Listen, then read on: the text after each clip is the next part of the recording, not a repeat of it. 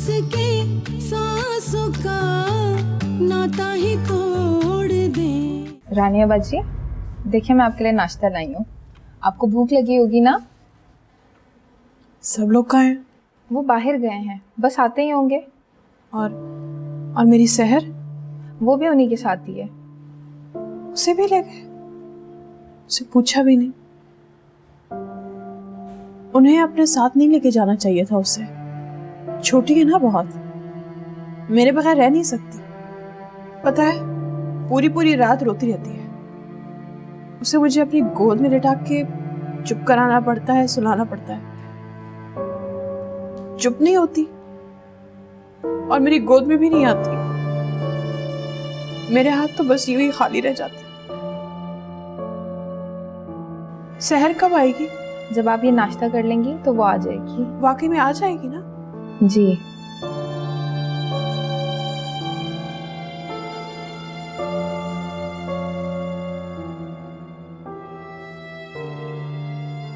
Doctor साहब, आखिर आलम को हुआ क्या?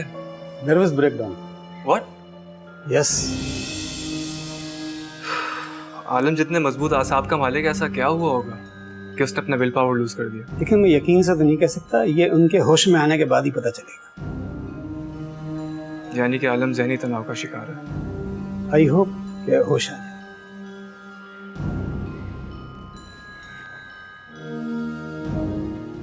पता नहीं आलम के साथ ऐसा क्या हुआ होगा।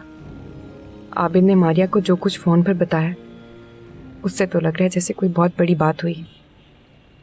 लेकिन आखिर ऐसी कौन सी बात हुई होगी जिसने आलम को इस हाल तक पहुंचा दिया? खुदा करे कि आलम को कुछ ना हुआ हो। मैं उनके बारे में इतना क्यों सोच रही हूँ? क्यों उनकी इतनी फिक्र कर रही हूँ? मेरे और उनके दरमियान क्या ताल्लुक बाकी रह गया? मैं जानती हूँ अब कोई ताल्लुक नहीं बचा, मगर कुछ तो ऐसा बाकी है जिसने मुझे और आपको जोड़ रखा है। क्या मुकाम बेबसी, जिससे सबसे ज्यादा नफरत होनी चाहिए, उसी से नफरत नहीं की जा रही। निकल जाओ यहाँ से, निकलो यहाँ से। मैंने कहा निकलो मेरे सामने से। आप ही क्यों बोल रही हैं? जाओ यहाँ से। झूठ बोलती है ये। क्या झूठ बोला इसने? कह रही थी मेरी सहर को लेके आएगी, नहीं लेके आई। आपको सहर याद है? बेटी है वो मेरी। तुम तो जानती हो ना। तुम्हें पता है वो कहाँ है?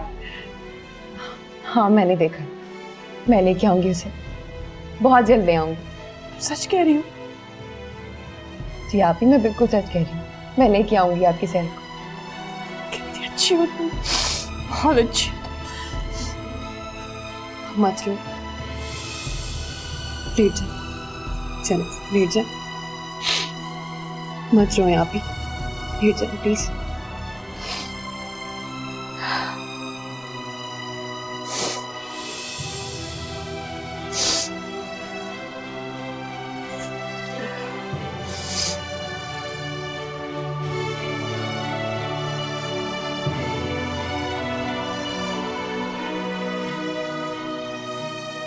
बच्चन, तूने आलम साई को सारा कुछ बताकर अच्छा नहीं किया।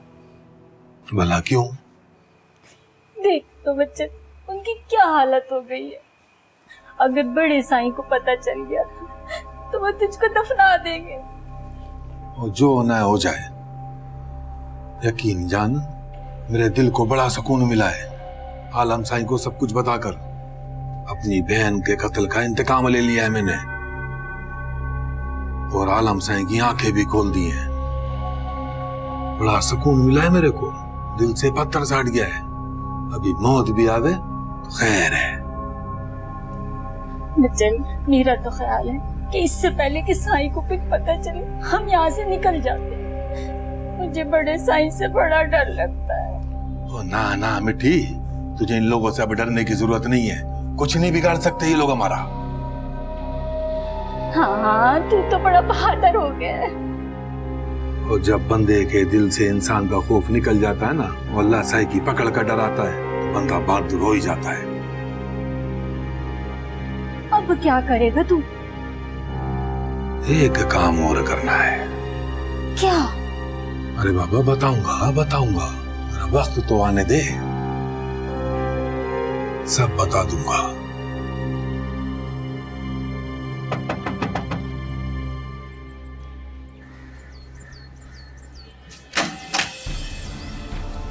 जी जी राबी साहब का घर है। जी फरमाइए। ये उनके लिए आया। लेकिन उनकी कंडीशन ऐसी नहीं है कि वो साइन कर सकें। आप कौन है उनकी? मैं उनकी बहन। नो प्रॉब्लम, मार्क कर दे इसमें साइन।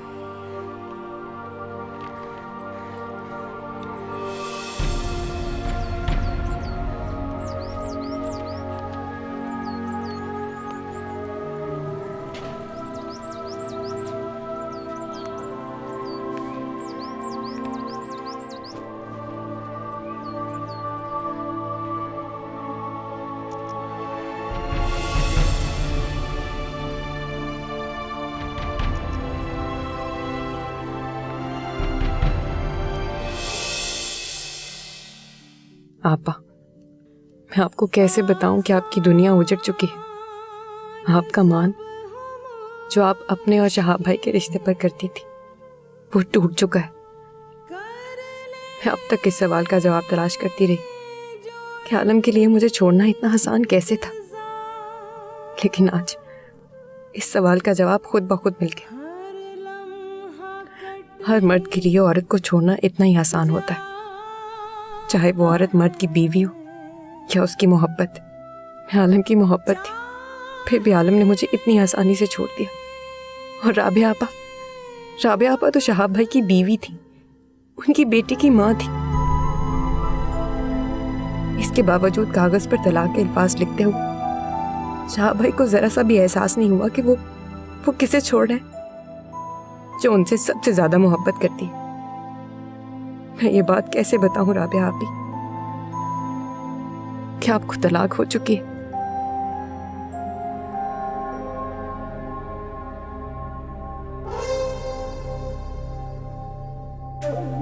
जिस पर इतनी बड़ी क़यामत टूटी है वो तो दुनिया से बेखबर है। और अब्बू, उन्हें इन हालात में कैसे बताऊं? वो तो बर्दाश्त ही नहीं कर पाएंगे। पता नहीं जिंदगी किस जगह पर जा रही है, कहीं भी कुछ भी ठीक नहीं हो रहा। पहले जो कुछ हो चुका वो क्या कम था कि अब अब्बू का केस, आलम का हादसा और आपी की तलाक।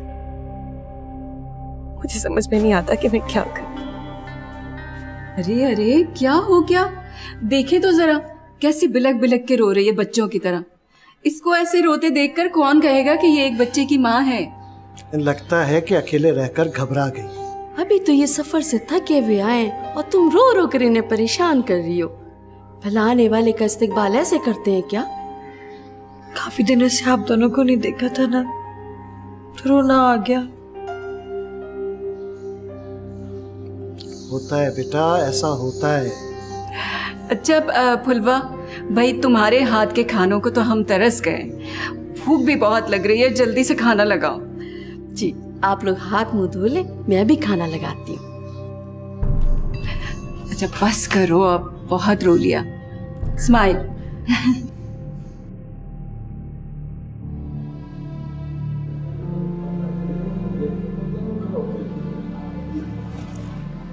अस्सलाम वालेकुम। वालेकुम सलाम। ओ भाई क्या हुआ आलम को? ठीक तो है वो?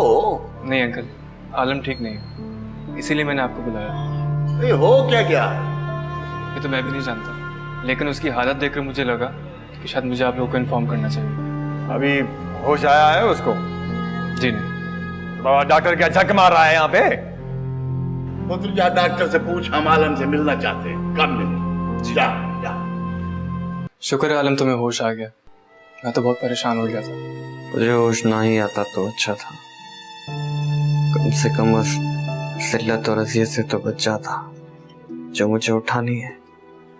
मगर शायद मेरी सजा है कि मैं आराम से सुकून की मौत भी ना मरूं, बल्कि एहसास जुर्म की आग में जल जल कर जीऊं और अपने दिल से करीब लोगों की नफरतों का बोझ उठा कर जीऊं। आलमी तुम कैसी बातें कर रहे हो? बस ऐसे ही। तुम्हारे घर से तुम्हारे बाबा साईं और अदा आए। तुम बोलो तो अंदर भेजो। नहीं, नहीं मिलना मुझे उनसे। ट्रस्ट मी, तुम्हें उनसे मिलकर अच्छा लगेगा। नहीं, मुझे उनसे नहीं मिलना। पर क्यों? तुम्हारे क्यों का जवाब देने के लिए मेरे अंदर हिम्मत नहीं है। बस उनसे कह दो कि मैं भी होश में नहीं आया, वापस चले जाएं। वो लोग काफी वक्त से तुम्हारे होश में आने का इंतजार कर रहे हैं। तुम उन्हें इस तरह से नजरअंदाज करोगे, उनको बहुत तकलीफ पहुंचेगी। काफी वक्त से तो वो लोग बहुत कुछ कर रहे हैं। इसे नजरअंदाज करके मैंने बहुत सारे लोगों को तकलीफ पहुंचाई है। आलम, तुम क्या कह रहे हो मुझे कुछ समझ में नहीं आ रहा। बहरहाल जैसे तुम कह रहे हो मैं वैसे ही कर दूं। तुम आराम करो, सही है?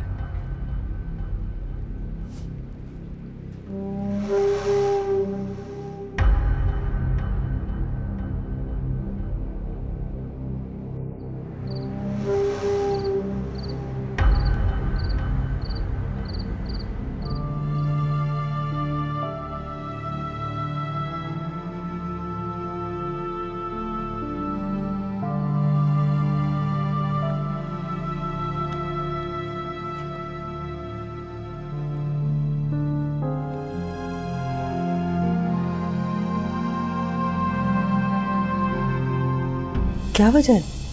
तुम खाना छोड़कर यहाँ बैठे हो? नहीं, बस दिल नहीं चाह रहा था। यही वजह है ना कि कोई और? आपके ख्याल में और क्या वजह हो सकती है? कहीं तुम राबिया को तलाक देके पछता तो नहीं रहे? हमें प्लीज, ये मेरा जाती मामला है। अपने फैसले के बाद मैं कैसा महसूस कर रहा हूं, कैसा नहीं, इसका एहसास मैं किसी और के साथ बांटना नहीं चाहता, आपके साथ भी नहीं। ठीक है, मत बांटो, लेकिन अपने आप को ज़हनी तौर पे शादी के लिए तैयार कर लो। मुझे शादी नहीं करनी है। मैं तुमसे पूछ नहीं रही, मैंने तुम्हें इतला दी है, राय नहीं मांगी, और फैसला करके तुम्हें बता दूंगी। अम्मी, आप हर बात को आना का मसला क्यों बना लेती हैं? एक बात याद रखो शाह, तुम मेरी इकलौती औलाद हो। मेरी हर खुशी, हर उम्मीद तुमसे वाबस्ता है। तुम नहीं पूरी करोगे तो कौन पूरी करेगा? इकलौता होने का ये मतलब है कि मैं खुद को ही अपनी जिंदगी से निकाल दूं, अपनी सोच, अपनी ख्वाहिश के खिलाफ हर काम करूं। अगर इकलौती औलाद होने की इतनी बड़ी कीमत आपको वसूल करनी थी, तो इससे तो अच्छा था कि आप मुझे गला घोट कर ही मार देती।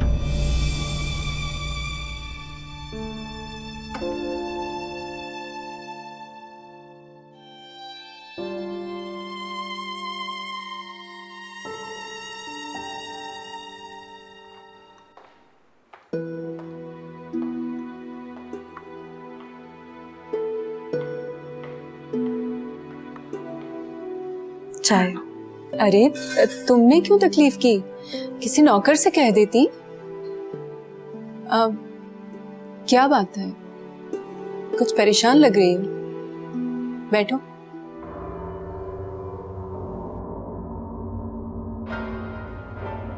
आपको एक बात बतानी थी। हाँ हाँ बोलो। आप लोगों के जाने के बाद एक आदमी मुझे बार बार फोन करता था। क्या मतलब? कौन आदमी था? मैं नहीं जानती, बल्कि इससे पहले उस शख्स की मैंने कभी आवाज भी नहीं सुनी थी। तो उसने फोन करने की कोई वजह तो बताई होगी। यही कहता था कि नफीस भाई ने साहिर के नाम जायदाद करके अच्छा नहीं किया और उनसे कहा जाए कि फौरी तौर पे अपनी वसीयतनामा बदल दें, वरना वो हम में से किसी को भी नुकसान पहुंचा सकता है। और वो तो बार बार साहिर का नाम लेके धमकी देता था। तुम फिक्र मत करो, वो सिर्फ धमकी दे सकता है, वो तुम्हारा कुछ भी नहीं बिगाड़ेगा। आप तो ऐसे कह रही हैं जैसे आप जानती हैं कि वो कौन है। हाँ, अंदाजा लगाने की कोशिश कर रही हूँ। ऐसा कौन आदमी हो सकता है जो जायदाद के हुसूल के लिए हर हद तक चला जाए? कौन हो सकता है? नफीस का सौतेला भाई सफीर। लेकिन उन्हें इन सारे मामलात का पता कैसे चला होगा? अरे वो हमारी पल पल की खबर रखता है। इस जायदाद में उसकी जान अटकी हुई है। अगर वो नफीस भाई का भाई है, भले सौतेला से, तो फिर तो उसका हक ज्यादा हुआ ना। अरे तुम रहने दो, वो अपना हिस्सा पहले ही ले चुका है। अब तो उसकी नजर नफीस के हिस्से पर है। पहले तो उसे तसल्ली थी कि हम लोग बे औलाद हैं और हमारे मरने के बाद सारी जायदाद, हमारा सब कुछ उसे मिल जाएगा। लेकिन जब से उसे पता चला है कि उसका इंतजार ला हासिल है, तो उसने ये घटिया तरीका इस्तेमाल करना शुरू कर दिया। उसने तुम्हें धमकाना शुरू कर दिया है कि तुम हमें मजबूर करो। सच पूछे, मैं तो वाकई बहुत डर गई थी,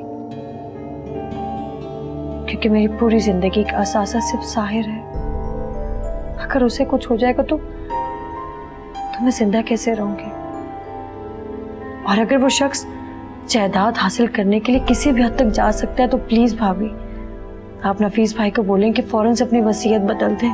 गुलनार, साहिर हमें भी उतना ही अजीज है जितना तुम्हें। हम कोई भी ऐसा काम नहीं करेंगे जिससे साहिर की जान को खतरा हो। तुम हमारा यकीन रखो। मुझे अपने से ज्यादा आप लोगों पे यकीन है, लेकिन तकदीर पे भरोसा नहीं है। मैं अपनी जिंदगी में बहुत कुछ खो चुकी हूँ,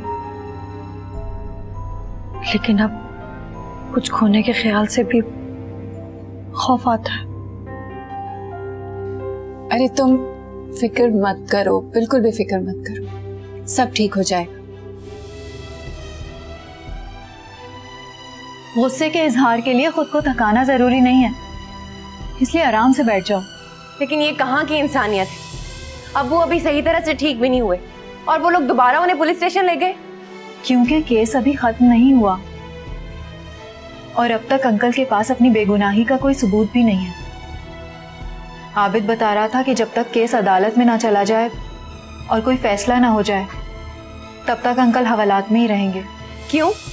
वो कोई क्रिमिनल है क्या?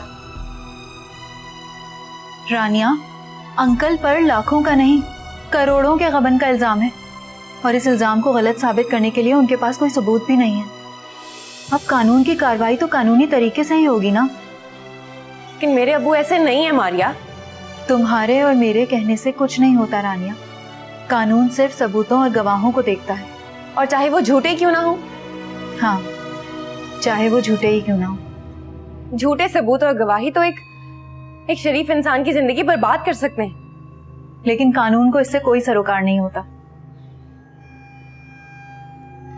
मुसीबतों ने तो जैसे हमारे घर में घर ही कर लिया। कभी आजमाइश बन के आ जाती हो तो कभी कयामत। कुछ और भी हुआ है क्या? हाँ। क्या? शहाब भाई ने राबिया आपी को तलाकनामा भेजा। व्हाट? इतनी हैरान क्यों हो रही हो? राबिया आपी की जिंदगी का फैसला तो बहुत पहले हो चुका, बस उसे कागज पर लिखा गया है। अब मैं तो समझती थी कि शहाब भाई को एक दिन इस बात का एहसास हो जाएगा कि राबिया आपी बेकसूर है। ये सिर्फ एक हादसा था, मगर शहाब भाई ने तो बहुत जल्दी की रिश्ता तोड़ने में। लेकिन इतनी जल्दी नहीं जितनी रिश्ता तोड़ने में आलम ने दिखा। तुम आलम को नहीं भूल सकी ना? काश मैं ऐसा कर सकती, लेकिन सच पूछो तो मैं ऐसा करना भी नहीं चाहती, क्योंकि जब तक वो मुझे याद रहेगा, मुझे इस बात का एहसास होता रहेगा कि मुझे किसी से मोहब्बत नहीं करनी, किसी पे एतबार नहीं करना मुझे। तुम बहुत अजियत पसंद हो गई हो रानिया। मैं हकीकत पसंद भी होगी हमारी।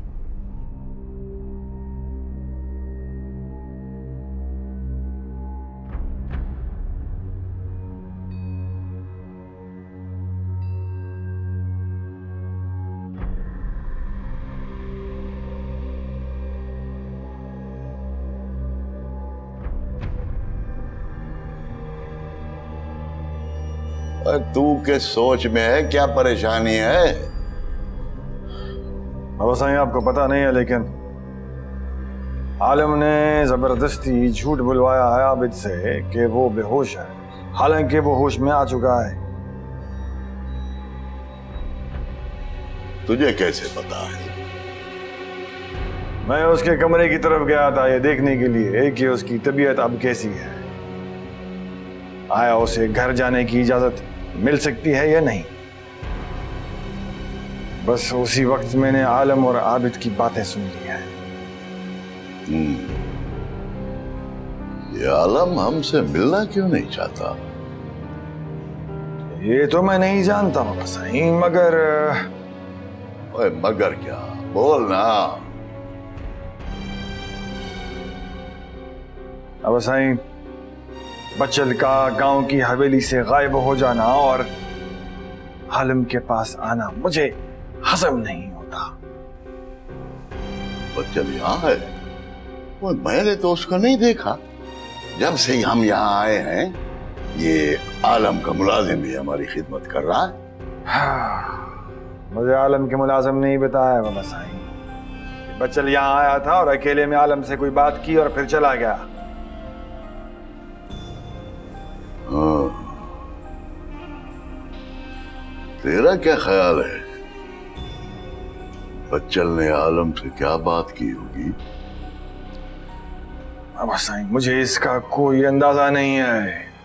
मेरा ख्याल है कि बच्चल ने आलम को हमारे सारे राज बता दिए होंगे।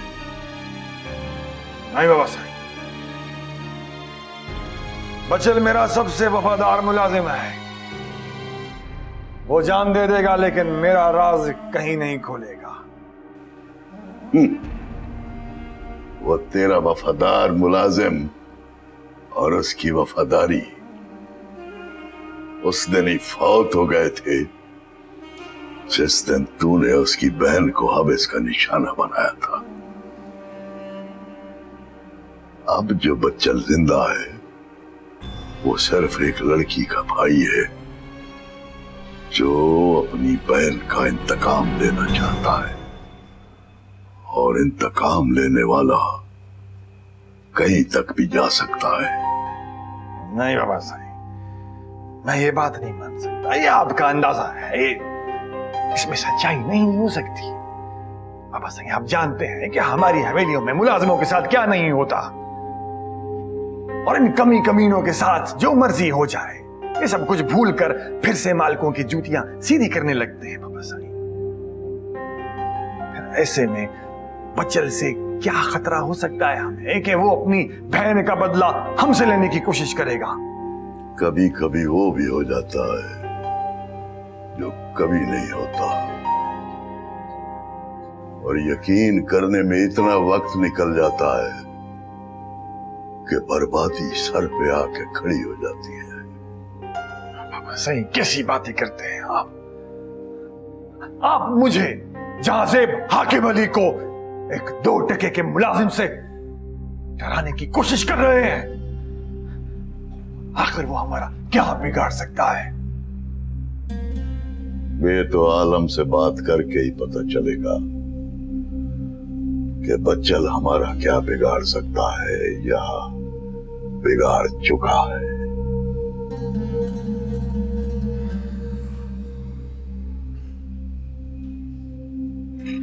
आप सफीर से कह दें कि वो अपनी हद में रहे, इस तरह से गुलनार को परेशान ना करे। अगर उसे कोई प्रॉब्लम है तो आपसे बात कर ले, लेकिन गुलनार और साहिर को बीच में ना घसीटे। मैं बात करूंगा उससे कि सोच रहा हूँ कि नाश्ते के बाद मैं उसके पास चला ही जाऊँ। जी नहीं, आप वहाँ नहीं जाएंगे। उसे फ़ोन करके यहाँ बुला लें। बाहर मिलने में क्या कबाब? मुझे उस पर बिल्कुल भी भरोसा नहीं है। वो इंतहाई खुदगर्ज और सफाक किस्म का आदमी है। मुझे डर है कि आपको कोई नुकसान ना पहुंचा दे। ओहो भाई, इतना नेगेटिव मत सोचा करो। वो कहते हैं ना कि इंसान को इंसान से ज़्यादा अल्लाह पर भरोसा होना चाहिए, और फिर मारने वाले से बचाने वाला बड़ा होता है। लेकिन एहतियात भी तो कोई चीज़ होती है ना। भाई, भाभी बिल्कुल ठीक कह रही हैं। आप उन्हें यहाँ पे बुला लें, जो बात करनी है यहीं पे कर लें। लीजिए साहब, आपके और आपके मिला के 2 वोट हो गए, और कहते हैं ना कि ख़वातीन के फैसले में बहुत ज़्यादा पावर होती है। सर हम तस्लीम। तुम तुम अब भी नहीं बताओगे तुम अपने बाबा और अदा से इतने नाराज क्यों हो? नाराज नहीं हूं मैं उनसे, लेकिन उन्हें कभी माफ नहीं कर सकता। इन लोगों ने ऐसा क्या किया जो तुम इन्हें माफ नहीं कर सकते? उन्होंने मेरी जिंदगी छीनी, मेरे ख्वाबों को तोड़ दिया, मेरे यकीन को रेजा रेजा कर दिया। मैं समझा नहीं। सानिया बार बार मुझे मेरे बाप और मेरे भाई की सच्चाई बताने की कोशिश करती रही, मगर मैं जो अपने आप को सबसे बड़ा मोहब्बत का दावेदार कहता था, मैंने उसकी बात ही नहीं सुनी और लोगों की बातों में आकर उसको तलाक दे दी। तो इसका मतलब रानी जो कुछ कह रही थी सच कह रही थी, और जो कुछ भी हुआ वो तुम्हारे बाबा और अदा की प्लानिंग थी? हाँ। लेकिन इन लोगों ने ऐसा किया क्यों? इसी बात का जवाब तो मुझे भी उन लोगों से चाहिए कि उन्होंने ऐसा क्यों किया।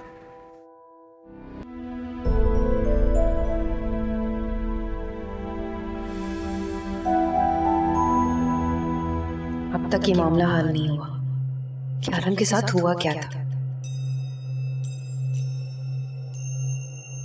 उनके बारे में आबिद से भी तो नहीं पूछ सकती। जाने में मुझे किस किस्म की लड़की समझेगा, और फिर ऐसे मर्द के मुतालिक पूछना कितना अजीब लगता है जो आपको अपनी जिंदगी से निकाल चुका हो।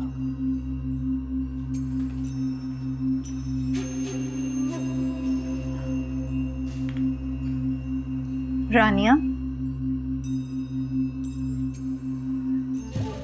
राबिया आप ही के मुतालिक सोच रही हो ना? नहीं, मैं आलम, हाँ, राबिया आप ही के बारे में ही सोच रही थी। मैं सोच रही थी कि उन्हें किसी अच्छे से साइकाइट्रिस्ट को दिखाऊं। सच कह रही हूँ, झूठ लग रहा है तुम्हें? मैंने तो तुमसे कुछ भी नहीं कहा, फिर तुम क्यों वजाहतें दे रही हो? हाँ, तुमने तो कुछ भी नहीं कहा। मैं आती। रुको, चाय पियो बैठ के।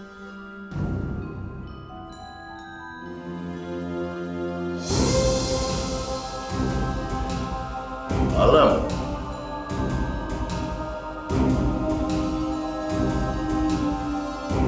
तू नाराज है हमसे?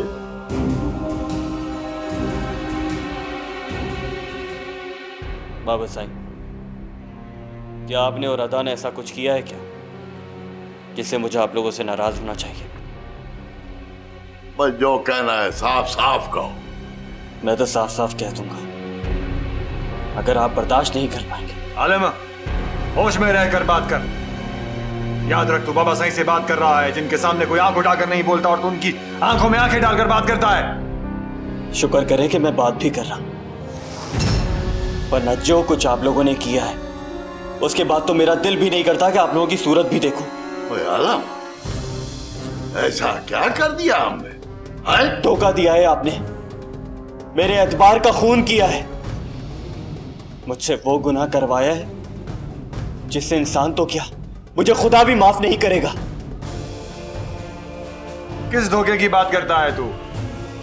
वही धोखा जिसने राबिया की जिंदगी बर्बाद कर दी, उसका बच्चा छीन लिया उससे। वही धोखा जिसने मेरे और रानिया के रिश्ते के बीच में दीवार खड़ी कर दी। आप तो मेरे भाई थे ना, फिर आपने मेरे साथ ये जुल्म क्यों किया? इसके अलावा कोई चारा नहीं था हमारे पास। हाकिम अली जैसे बुलंद आदमी का बेटा एक 2 टके की लड़की ले उड़े, यह हमें गवारा नहीं था। उसको 2 टके की कहकर तो आपने उसकी औकात दिखा दी। क्या आपने अपने गिरबान में कभी झांक कर देखा है कि आपकी औकात क्या है? दूसरों को गाली देना बहुत आसान होता है, मगर खुद सहना बहुत मुश्किल। जाज़ेब हाकिम अली, ये गाली मैंने तुमको जवाबन नहीं दी, बल्कि इसलिए दी है कि तुम इस गाली के लायक हो। खामोश! बाबा साईं ये क्या कह रहा है?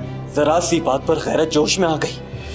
अरे उस वक्त ये गैरत कहां चली गई थी जब अपनी बीवी को किसी गैर मर्द के हवाले कर दिया था, अपने होने वाले बच्चे तक की परवाह नहीं की।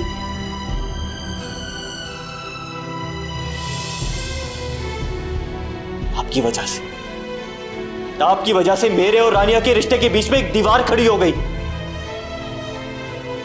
मेरे रानिया से शादी करने पर इस खानदान की इज्जत पर दाग लग जाता, और आपने जो गुलनार के साथ किया उससे इस खानदान की इज्जत पर चार चांद लग गए क्या?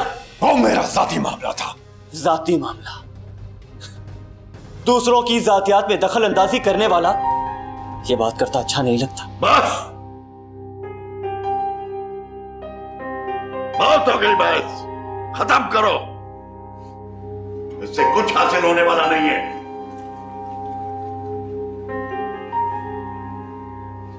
खत्म करो।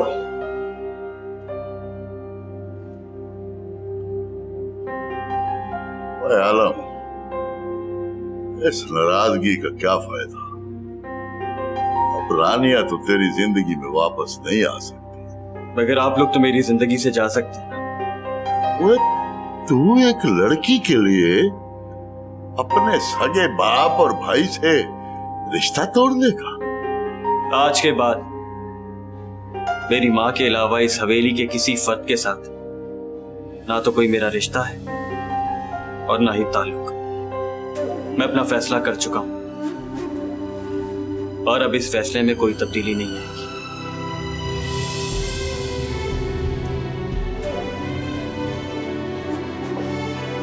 आलम, आलम,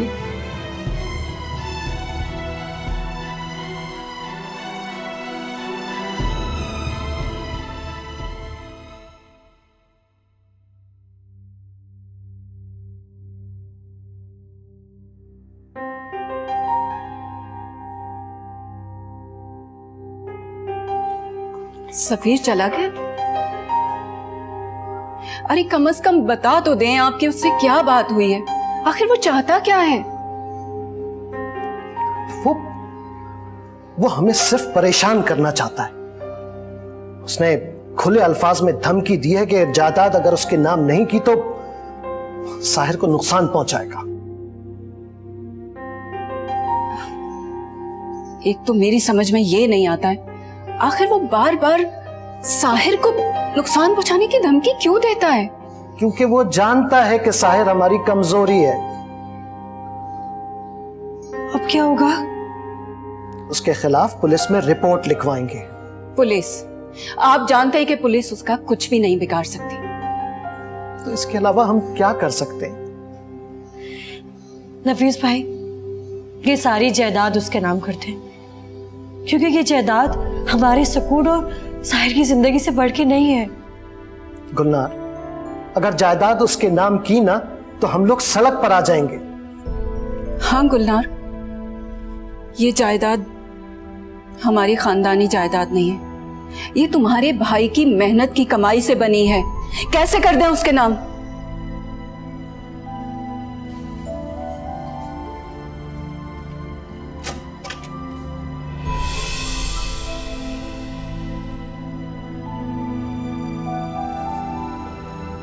आप यहाँ?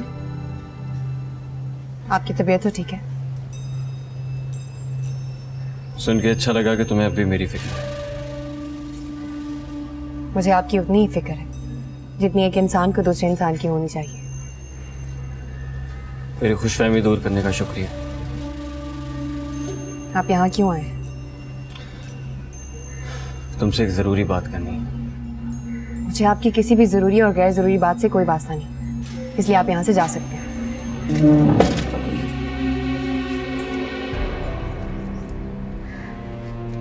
जब तुम मेरे घर पर आई तो मैंने तुम्हारे मुंह पर दरवाजा बंद नहीं किया था, और इखलाक का तकाजा यह है कि तुम भी ऐसा ना करो। मुझे आपसे इखलाकियात सीखने की कोई जरूरत नहीं।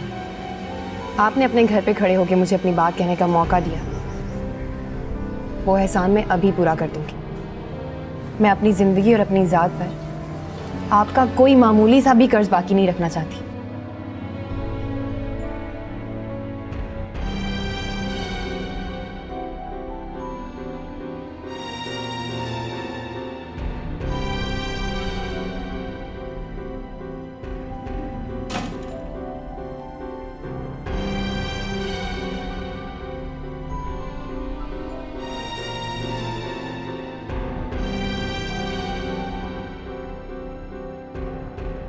कहिए, क्या बात करनी है आपने?